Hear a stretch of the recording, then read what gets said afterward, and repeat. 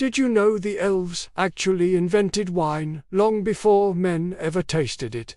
Most people think of hobbits as the drinkers of Middle-earth, but in Tolkien's lore, it was the elves who first crafted strong wine. In fact, Thranduil's halls in The Hobbit had cellars so famous that their guards would drink themselves into a stupor, which is exactly how Bilbo managed to free the dwarves in those barrels.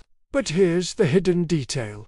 Elvish wine was legendary because it was made from vines that traced back to Valinor, the Undying Lands. This made it far stronger than anything brewed by men or hobbits. Even the mighty guards of Mirkwood couldn't handle more than a few cups.